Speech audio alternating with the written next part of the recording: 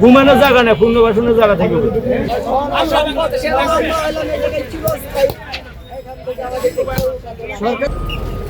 বায়তুল মোকাররমের দক্ষিণ গেট সংলগ্ন লিংক রোডের যে সকল অবৈধ স্থাপনাগুলো রয়েছে, বিশেষ করে হকারদের যে সকল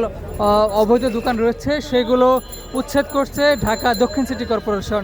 ঢাকা দক্ষিণ সিটি কর্পোরেশনের নির্বাহী ম্যাজিস্ট্রেট তার নেতৃত্বে এই অভিযান পরিচালনা হচ্ছে এবং দেখতে পাচ্ছেন যে বুলডোজার দিয়ে কিন্তু হকারদের যে সকল দোকানগুলো রয়েছে সেগুলো ভেঙে দেওয়া হচ্ছে। যদিও ম্যাজিস্ট্রেট আসার পূর্বেই তারা দোকান থেকে তাদের যে সকল মালামাল সেগুলো সরিয়ে নিয়েছে এবং যে সকল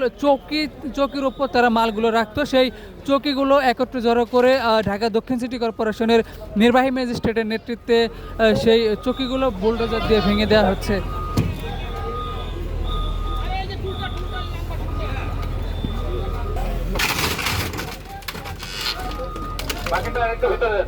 ঢাকা দক্ষিণ সিটি কর্পোরেশনের উদ্যোগে আজকে মোবাইল কোর্ট পরিচালনা হওয়ার কথা রয়েছে। বায়তুল মোকাররমের উত্তর গেটের সংলগ্ন যে হকাররা রয়েছে তাদেরকে উচ্ছেদের উদ্দেশ্যে মূলত আজকে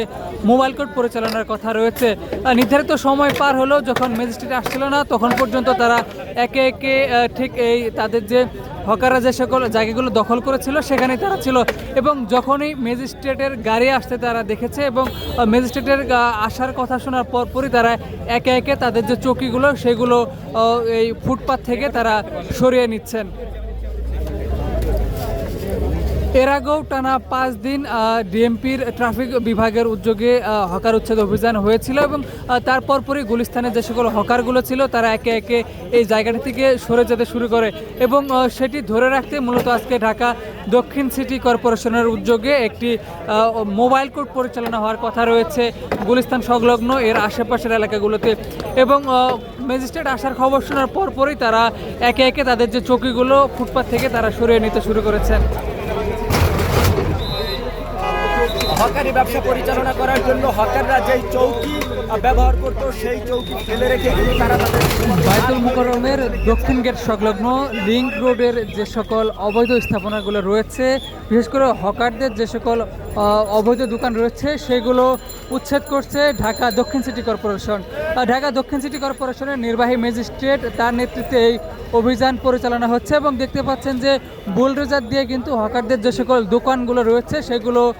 ভেঙে দেওয়া হচ্ছে। যদিও ম্যাজিস্ট্রেট আসার পূর্বেই তারা দোকান থেকে তাদের যে সকল মালামাল সেগুলো সরিয়ে নিয়েছে এবং যে সকল চৌকির উপর তারা মালগুলো রাখতো সেই চৌকিগুলো একত্রে জড়ো করে ঢাকা দক্ষিণ সিটি কর্পোরেশনের নির্বাহী ম্যাজিস্ট্রেটের নেতৃত্বে সেই চৌকিগুলো বুলডোজার দিয়ে ভেঙে দেওয়া হচ্ছে।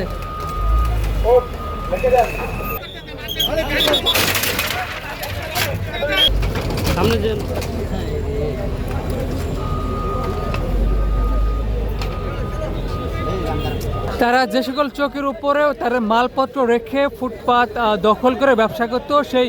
চৌকিগুলো তারা একে একে কিন্তু সরাতে শুরু করেছে। তারা যদিও এটি স্থায়ী কোনো সমাধান না হওয়া পর্যন্ত তাদের পুনর্বাসন না করা পর্যন্ত এটার স্থায়ী কোনো সমাধান হবে না এরকমটাই বলছিল হকাররা। হকারদের সঙ্গে কথা বলে আমরা জানতে পেরেছি যে সামনে যে কুরবানির ঈদ সেটিকে কেন্দ্র করেই তারা প্রস্তুতি নিচ্ছিল ব্যবসার জন্য, কিন্তু এর মধ্যেই তাদেরকে স্থায়ীভাবে পুনর্বাসন না করে এরকম উচ্ছেদ করা তাদের জন্য তাদের জীবিকার উপরে একটি আঘাত বলে তারা মনে করছেন এবং ফুটপাত থেকে যে সকল চৌকিগুলো তারা নিচ্ছিলেন সেগুলো তারা বায়তুল মোকাররমের গেটের ভিতরে রাখছেন এবং তারা যেমনটা মনে করছেন যে এই উচ্ছেদ অভিযান শেষ হওয়ার পরে তারা আবারও ফুটপাতে এসে বসবেন।